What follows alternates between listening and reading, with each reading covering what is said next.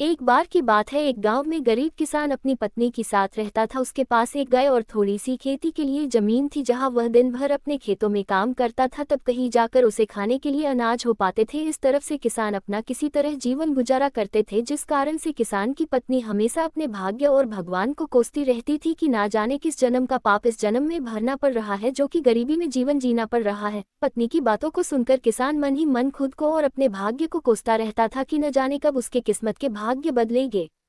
एक दिन की बात है, दोपहर का समय था। किसान खेतों से आकर अपने घर पर अपनी पत्नी के साथ खाना खाने जा रहा था कि इतने में एक साधु महाराज भिक्षा मांगते हुए उसके दरवाजे पर पहुंचे और भिक्षा मांगने लगे। तो इतने में किसान घर के बाहर आया और बोला, साधु महाराज, हम सभी पहले से इतने गरीब हैं और किसी तरह अपना जीवन गुजार रहे हैं, और ऐसे में हम आपको कहाँ से दान दे, हमारा साथ तो ऊपर वाला भी छोड़ चुका है। गरीब किसान की बात सुनकर साधु महाराज उसकी स्थिति को समझ चुके थे और बोले, क्या तुम सच में अपने को गरीब मानते हो? ईश्वर पर से तुम्हारा विश्वास उठ गया है ना?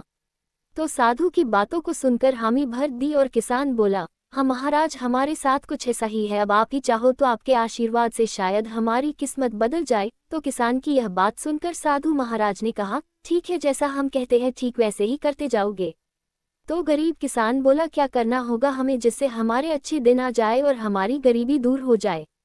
तो साधु महाराज बोले, ठीक है, आज से वह काम करना पड़ेगा जिससे ईश्वर तुमसे प्रसन्न हो। सबसे पहले अपने गाय को बेच दो और गाय के बदले मिले पैसों से अनाज खरीद कर ले आना। साधु की यह बात सुनकर किसान भौचक्का रह गया। उसके पास अपनी खेत की जमीन और एक यही गाय तो सहारा है, इसे भी बेच देगा तो फिर करेगा क्या? तो साधु उसे समझाते हुए बोले, अगर मेरे बताए हुए रास्ते पर चलने से तुम्हारा कुछ भी नुकसान होता है तो उसकी भरपाई मैं कर दूंगा, अब जो कहता हूँ वैसा करते जाओ। तो किसान फिर आधे अधूरे मन से डरते डरते अपनी गाय को बेच आया और उन मिले पैसों से खाने पीने का राशन ले आया। और फिर साधु के कहने पर किसान और उसकी पत्नी ने मिलकर भोजन तैयार किए, जिसके बाद वे राहगीर चलते हुए लोगों को बुलाने लगे और भगवान के प्रसाद के रूप में भोजन करने का आग्रह करने लगे। फिर जो भी उधर से गुजरता गरीब किसान उन्हें भरपेट भोजन कराते, जिससे राहगीर काफी खुश होते और फिर उन्हें इस नेक कार्य के लिए ढेर सारा आशीर्वाद और अपनी इच्छानुसार धन भी देते, जिससे वे फिर से मिले इन पैसों से लोगों को भोजन कराए।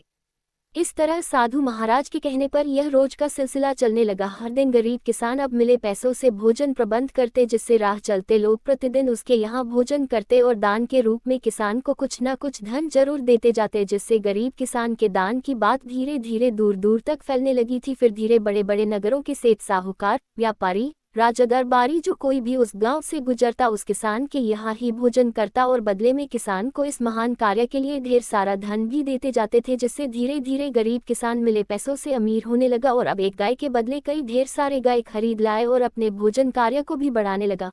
अब किसान मन ही मन खुश होने लगा था, उसे अपने बदलते किस्मत पर भी भरोसा होने लगा था, जिसे देखकर साधु महाराज किसान का हाल पूछते हुए बोले, अब बताओ, तुम भी वही गरीब किसान हो, यहाँ भी दिन रात मेहनत करते हो और ईश्वर के बताए गए पुण्य के मार्ग पर चलते हुए लोगों को भोजन कराते हो, जिससे अब ईश्वर भी तुमसे प्रसन्न है।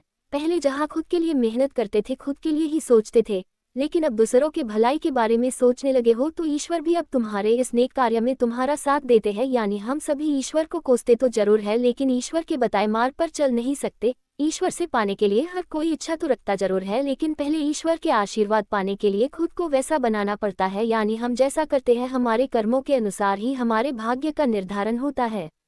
साधु की यह बात को सुनकर किसान को अब समझ में आ गया था, अगर सच में जीवन में अमीर बनना है तो सबसे पहले हमें अपनी सोच बदलनी होगी। अपने लिए तो हर कोई जीता है, यदि हम दूसरों के लिए जीना शुरू करते हैं तो ईश्वर भी हमारी सहायता जरूर करते हैं। कहानी से शिक्षा। इस कहानी से हम सभी को यही शिक्षा मिलती है कि हमें अपने भाग्य और किस्मत के भरोसे रहकर खुद को कोसने के बजाय हमें लोगों के लिए यदि जीना शुरू करते हैं तो निश्चित ही ईश्वर हमारे साथ हमेशा होता है, और ऐसा हम तभी कर सकते हैं जब हम अपनी सोच से बाहर निकलकर दूसरे के लिए जीना शुरू करते हैं।